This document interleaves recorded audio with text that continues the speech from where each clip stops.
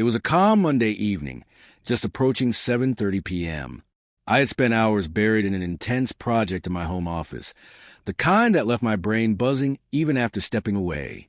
Realizing I wouldn't be making any more progress that night, I got up and made my way to the kitchen, bathed in a warm, amber glow.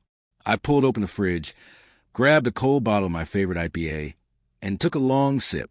As I glanced toward the backyard window, I caught sight of her, Joy, curled up on the outdoor sofa by the fire pit near the pool. Her legs were tucked underneath her, and she looked completely at ease as she laughed into her phone. I almost opened the door to join her, but then I noticed it, that familiar little habit she had of twirling a lock of her blonde hair between her fingers. I had seen that unconscious gesture countless times over the past 28 years. It wasn't something she did to flirt. It was just something deeply ingrained and intimate. I used to picture her doing that when I was away on business trips, lying in bed on the phone with me, her voice soft and soothing across the miles. That image had once brought me comfort, a mental balm on long, lonely nights. Now, watching her from inside, I noticed how she seemed to glow, laughing easily, relaxed, beautiful. I couldn't see her eyes from my position, but I knew they were lit with that same sparkle that once used to be just for me. And yet, as I stood there, what began as quiet admiration slowly turned into unease. Something about the way she smiled, the energy in her voice, it felt too genuine, too personal. Like whoever was on the other end of that call held apart her heart, I didn't. I stood at the window, unmoving for 45 minutes, just watching. And with every passing minute, it felt like I was witnessing a bond that excluded me. When she finally ended the call, her smile lingered, dreamy and distant. It hit me like a gut punch. Feeling hollow, I walked to the living room, turned on the TV, and stared at a baseball game I didn't care about. Not long after, Joy stepped inside and asked, "When did you finish up your work?" "A little while ago," I said, keeping my tone neutral. "Why didn't you come outside?" she asked. "You were on a call." "I didn't want to bother you," I answered casually. "Oh, please, that was just Steve," she said, waving it off. "We were talking about the Phillips account." I nodded and turned my eyes back to the screen, but I could feel her watching me, searching my face for something I wasn't offering. She walked into the kitchen, poured herself a glass of wine, and came back to sit beside me on the couch. "What's the score?" she asked. "No idea," I replied. She let out a small laugh. "Do you even know who the Sox are playing?" "The Blue Jays," I answered absently. We sat in silence for half an inning. Then, during a commercial, she broke it again. "Let's invite the kids over for a barbecue this Saturday," she suggested. "Sure," I replied, my voice short. She kept trying to start conversation, but my clipped responses slowly drained the life from her attempts. Eventually, she turned to me and asked, "Chris, are you okay?" "I'm fine," I lied. "You don't seem like yourself." "Do you want to talk about what's going on?" she asked gently. "No," I said, firmer this time. Silence returned, stretching through the next inning. Then, in a sudden shift, she stood up, pulled off her blue V-neck T-shirt with practiced ease, and smiled teasingly. "How about turning off the game and coming upstairs?" she said. "I'm pretty sure I can help take your mind off things." "Not tonight, Joy. I'm not feeling it," I said flatly. Her grin widened, and she leaned toward me. "Come on, big guy. Mama needs some attention," she purred. I met her eyes and replied coldly, "What part of not in the mood don't you understand?" Her smile vanished. "What's your problem?" "I'm just trying to be nice," she said, her tone now defensive. "Joy, you shoot me down at least twice a week. The one time I say no, and you act like a spoiled kid. Grow up and leave me alone." I snapped.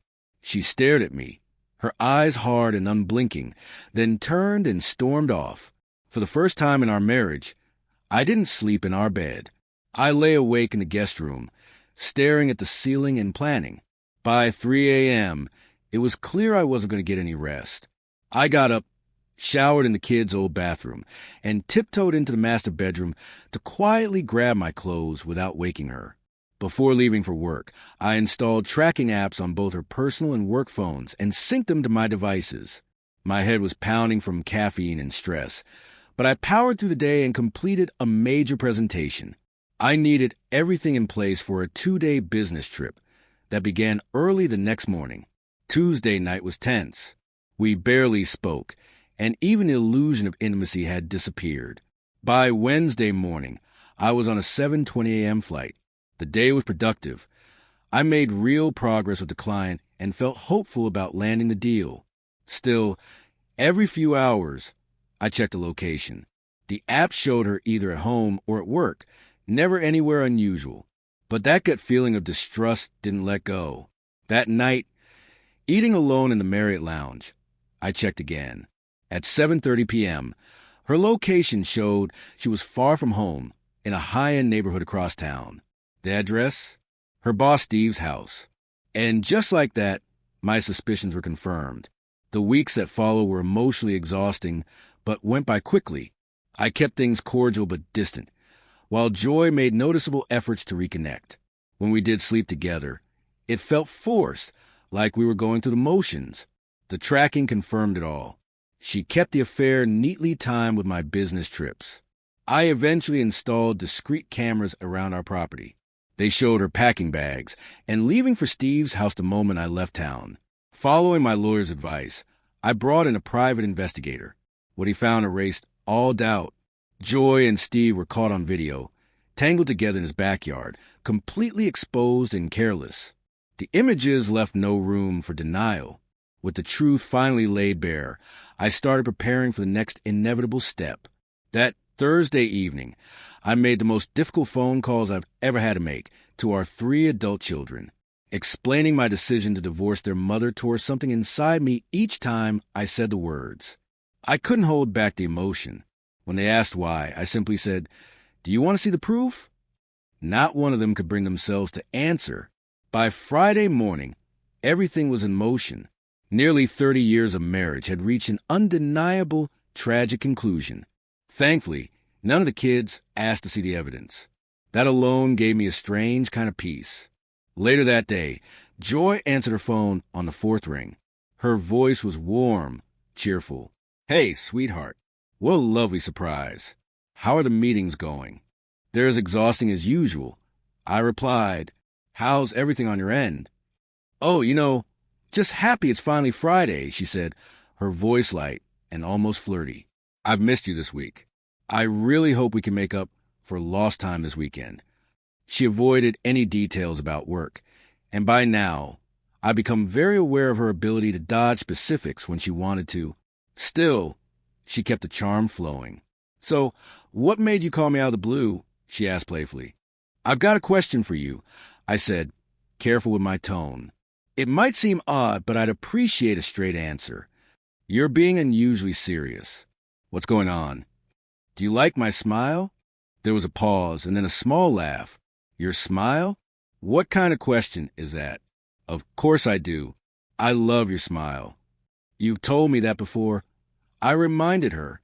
"Actually, it was the first thing you ever said to me. That night at the frat party, remember? You walked away from your group, came right up to me and said, 'You've got a great smile.'" Her tone shifted then. Tension crept in. "Chris, what is this? You're starting to scare me." I tried to keep my voice even. "I've always tried to be hopeful, even when things were rough. Being with you, raising our amazing kids, is what gave life meaning." "That's what I admire most about you," she said softly. "Your strength, your heart, your positivity. It's what makes you. Chris, I love you. I really do." Tears began to fall. Even after everything, the love in her voice was real. And that made what I had to say hurt even more. "Chris? Christopher Harrington, please, tell me what's going on." I drew a deep breath. I don't think I can smile anymore. The silence on her end was deafening. Seconds passed like minutes.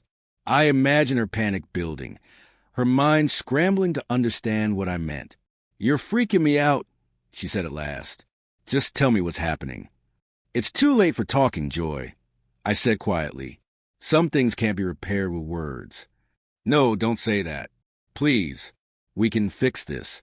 Whatever it is, we can get through it together," she pleaded, her voice cracking. I shook my head even though she couldn't see me. There's no conversation without trust, no healing without respect. I believe you still love me. I'll always love you too. But I can't trust you now, and I know you've stopped respecting me.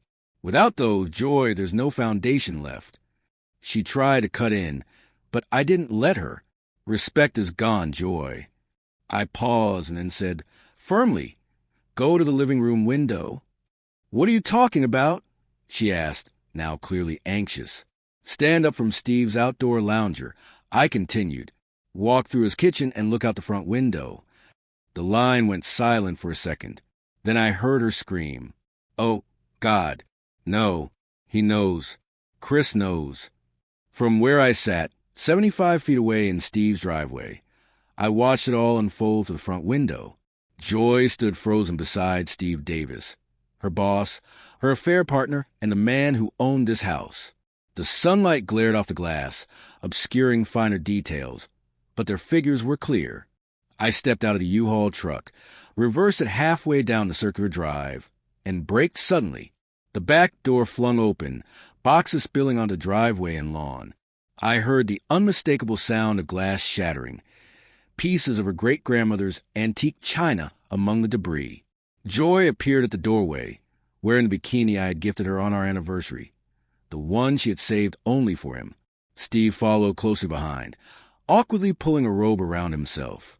They didn't notice the unfamiliar car parked nearby until a woman stepped out, walked up to them, and handed each a yellow envelope.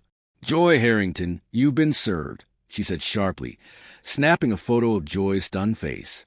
She turned to Steve next. Stephen Davis, you and your firm, Smith, Davis & Lewis, are also being served. Another photo. Then she walked away. For a few seconds, nobody moved. Then I spoke, my voice loud enough to carry across the yard. I think we can all agree I deserve better than a dishonest, cheating wife. Joy let out a soft, agonized groan, but said nothing. I turned to Steve. Get in touch with my attorney. Make a generous offer, or I'll bring your entire firm to its knees. Then to Joy, sign the papers. We're finished. Without waiting for a word from either of them, I climbed back into the truck and pulled away, leaving behind their stunned expressions, the splinter remains of life I once believed in, and my shattered past. And that concludes the story, my friend. If you found this story powerful or moving, tap the like button, subscribe, and turn on notifications so you never miss a post.